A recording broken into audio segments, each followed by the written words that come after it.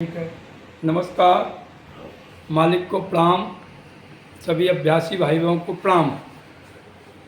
हमारा नैनीताल डिस्ट्रिक्ट में एक सतकोल आश्रम है, हिमालय की चोटी पर दिखाई देती है पूरी तरह। उससे आश्रम से हिमालय की जो चोटी है पूरी अच्छी तरह दिखाई देती है।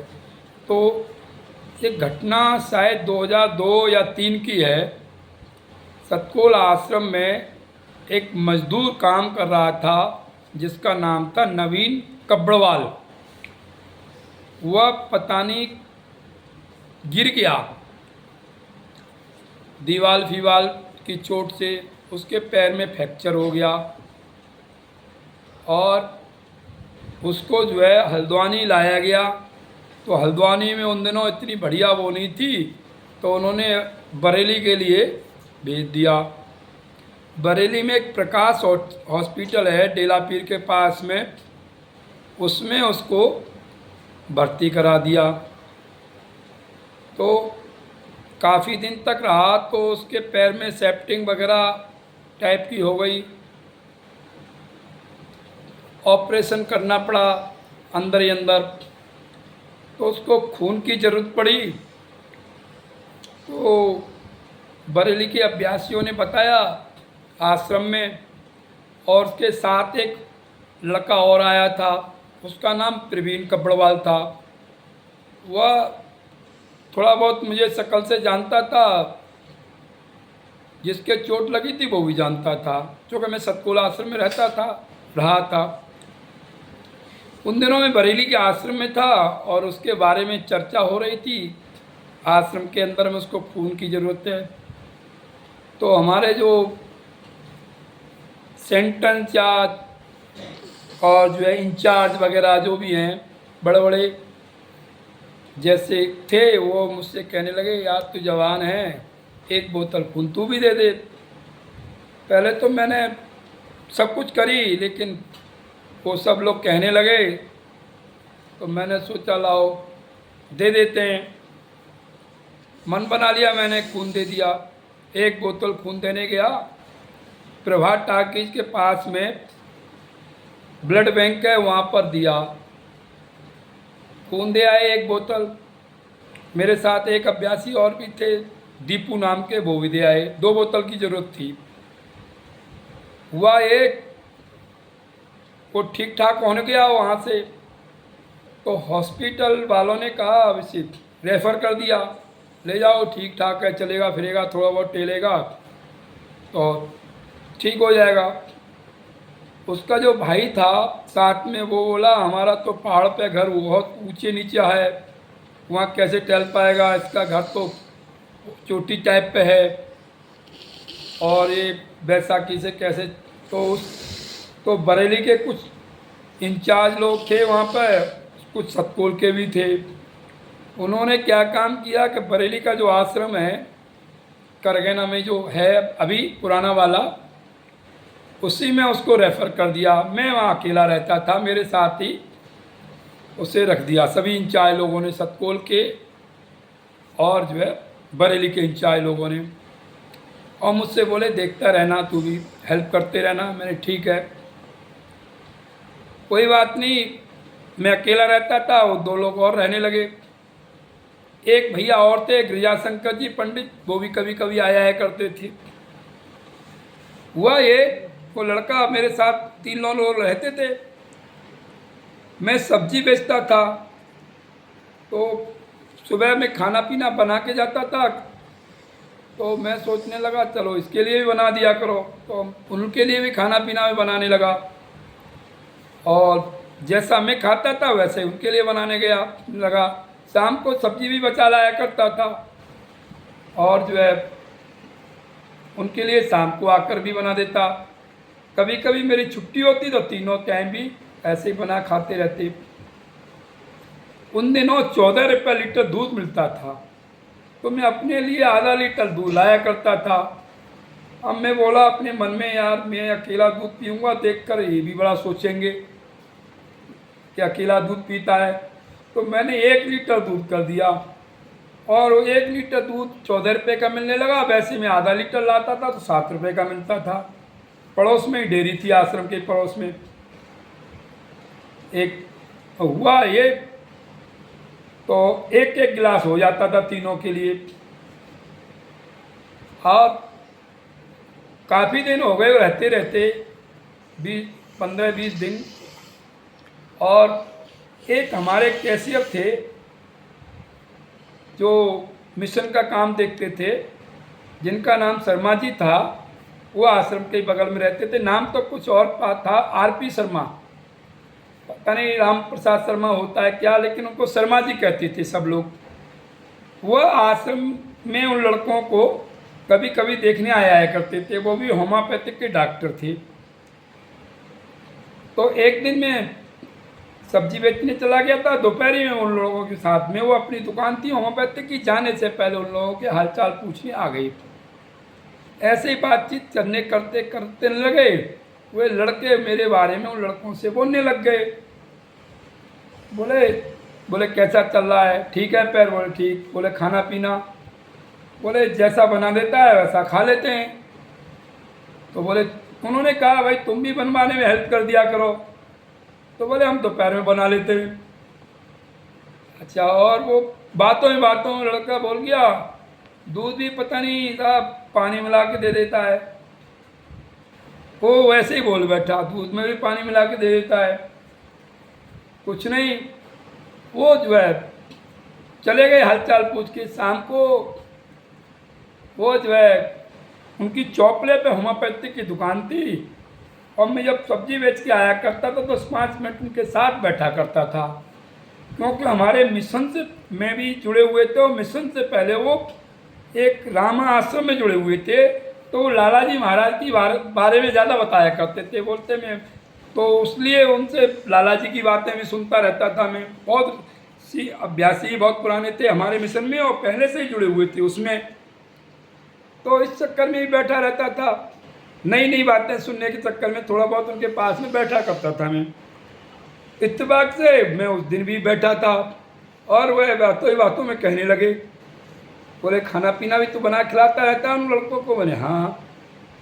मैंने कहा अंकल मैं बनाता हूँ अपने लिए, तो उनके लिए भी ले जाता हूँ थोड़ा बहुत आटा वगैरह, तो उसी से काम चलता रहता है। वो भी हमारी तरह ही मजदूर हैं।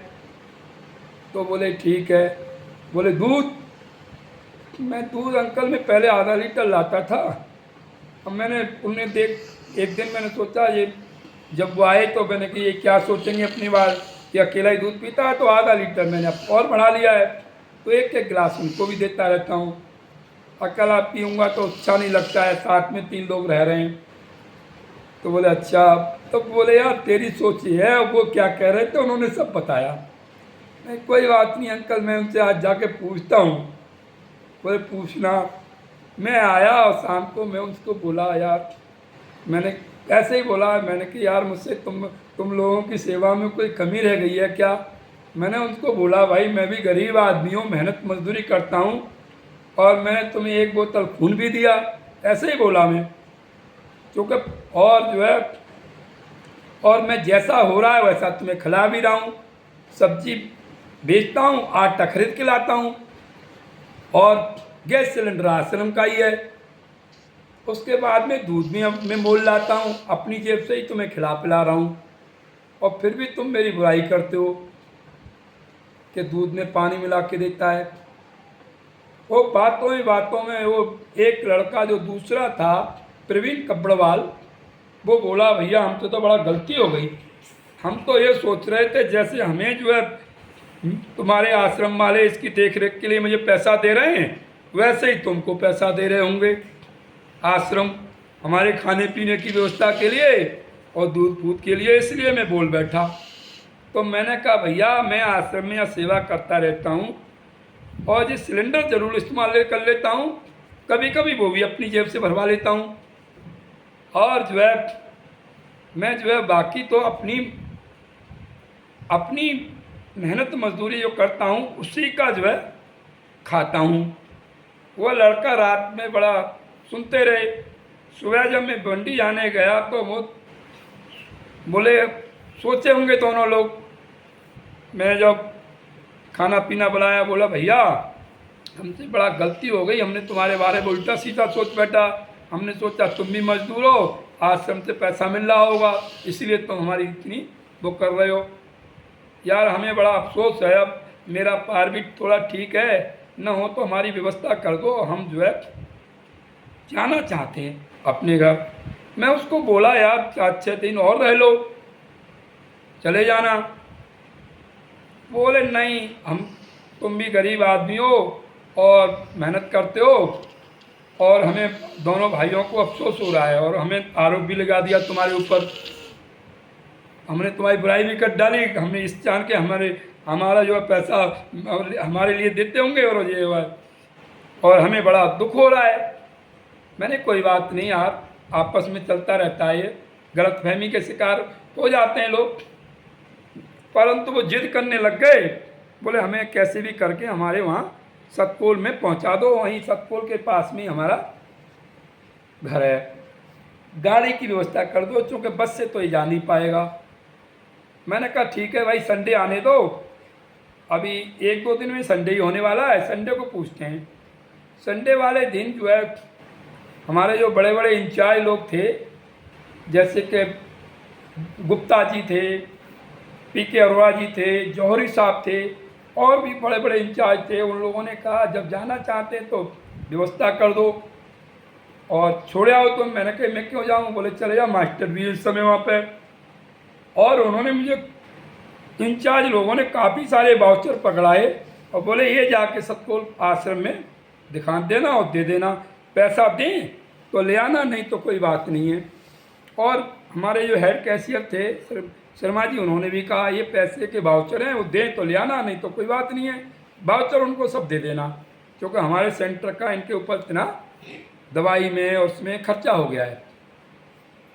और मैंने कहा भी इसी लड़के को दे दो, बोले नहीं तुम चले जाओ, मास्टर हैं वहाँ पे, और ये अपने चले जाएंगे और तुम जो है आश्रम में दिखा देना वाउचर मुझे। और सब लोगों ने कहा, तो एक गाड़ी कर दी, वहाँ तक कि गाड़ी का वाउचर भी बना दिया, सारे वाउचर बना के मुझे दे दिए और उनके साथ भेज दिया, लड़कों के साथ में गाड़ी में ढाल के। चार जी महाराज हमारे परम पूज्य गुरुदेव जो हैं, वो भी सतकोल के उस टूर में आए हुए थे। और मैंने उन लड़कों से पूछा भाई जाना कहाँ पर है? बोले हमें आश्रम ही ले चलना, और आश्रम के पास ही हमारा घर है, वहीं से हम चले जाएंगे। ठीक, मैंने वो गाड़ी वाले से कहा भैया आश्रम में ही गाड़ी ले चल, तो आश्रम में ही गाड़ी ले गया। आश्रम के अंदर गाड़ी रोक दी उसने ले जाके। वह लड़के जो है वहीं उतर गए, वहीं अपना दोनों जिसके चोट थी वो, और मैं जाके ऑफिस में अपने वाउचर जो हमारे सेंटर इंचार्ज ने और सब लोगों ने जो दिए थे वो जाके दे दिए। वहाँ क्या हुआ, एकदम खलबली मच गई सब में, पूरे आश्रम में। ऐसी खलबली मची कि हमारे परम पूज्य गुरुदेव को भी पता लग गई बात। गुरुदेव ने मुझे, वहाँ टहल रहे थे, मैं वाउचर जमा करके ऑफिस में आ रहा था ऑफिस से निकल के, मैनेजर थे वहाँ के, उन्होंने कहा अभी पैसे भी दे देंगे तुम्हें, थोड़ी देर में देख लेना। मैं ठीक है साहब। वो जो है बोले हम आपस में बता देते हैं। वहाँ ऐसी खलबली मची कि चारी जी महाराज जो गुरुदेव हमारे जो थे, वो अपनी कॉटेज के बाहर ही टहल रहे थे, उन्होंने मुझे बुलाया अपने पास। तो मैंने सोचा शायद चारी जी महाराज तारीफ करेंगे, भाई हेल्प करिए इसकी, खून दिया एक बोतल। तो वहाँ गया उनके पास, मैंने कुछ और सोचा, माँ कुछ और निकला। चारी जी महाराज मेरे पास बुला के मुझसे बोले इन लड़कों को यहाँ लेकर क्यों आए हो?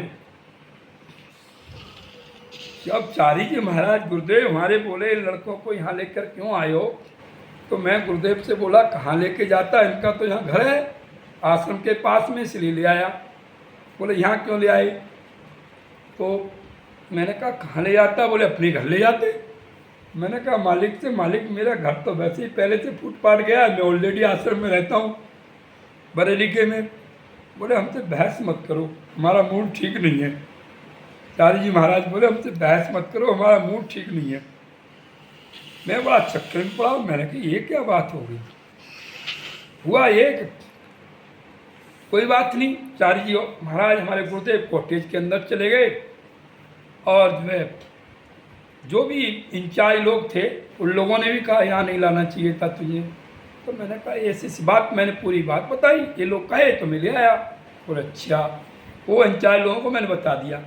धीरे धीरे बात कृष्णा भैया जो हमारे परम पूज्य चार्य जी महाराज जो गुरुदेव हैं उनके बेटे हैं कृष्णा भैया, वो कृष्णा भैया भी उस समय टूर में थे। कृष्णा भैया ने मुझे अपने पास बुलाया और पूरी बात उन्होंने पूछी,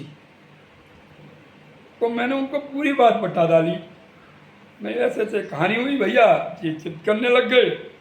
मैं ले आया तो बोले ये लड़कों में तो चलो तेरे साथ रहते रहते सुधार आ गया, लेकिन इनके घर वाले बड़ा बदतमीज हैं। कृष्णा भैया ने बताया क्यों, कि जब से हम आए हुए हैं तब से आए दिन हम लोगों को परेशान कर रहे हैं, पैसा दो, ये करो, वो करो, परमानेंटली बुक करो दो, और जो है इसलिए बहुत परेशान कर रखा है इनके घर वालों ने, मास्टर को, हमको, सभी को। कृष्णा भैया ने बात बताई तो मैं बोला कृष्णा भैया थे, मैंने कहा ये तो अच्छा खासा है, चलता फिरता है, और जो है डॉक्टर ने कह दिया है इसीलिए रेफर दिया था, वहाँ चल पैल की वो ठीक हो गया। जब इसने कहा तभी मैं ले आया। तो वो कृष्णा भैया बोले ठीक है कोई बात नहीं। बोले आश्रम में कृष्णा भैया बोले देखो गलती तो तुमसे हो गई। मैंने भैया मुझसे क्या गलती हो गई? बोले यहाँ नहीं लाना चाहिए था। मैंने भैया मुझे भी जो है हो गई। बोला तुम गुरु जी तारीखी जिस उन्होंने कहा मास्टर से माफ़ी मांग लेना, कृष्णा भैया ने कहा। मैं ठीक है भैया मांग लूँगा। तो मैंने कहा भैया मैं, बोले रुक जाओ कल फल देख लेना माफ़ी मांग के जो भी हो।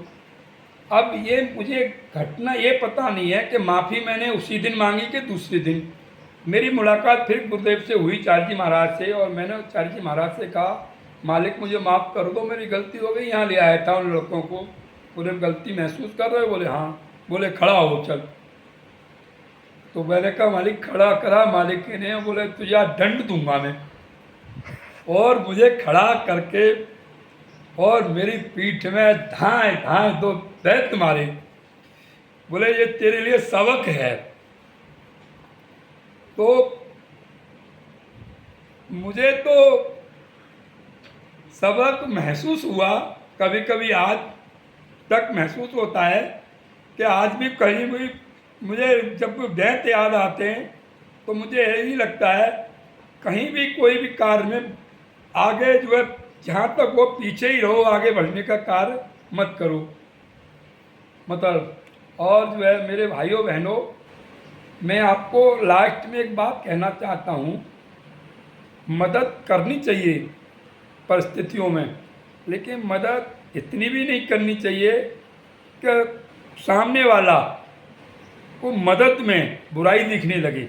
जैसे को लड़कों को मैंने खून दिया, रोज़ खाना बना के खिलाता था, दूध भी अपने पैसे से पिलाता था, उसके बाद में मेरे उसमें बुराई देखने लगे थे वो। इसी कारण मुझे थोड़ी तकलीफ़ हुई थी। और नमस्कार।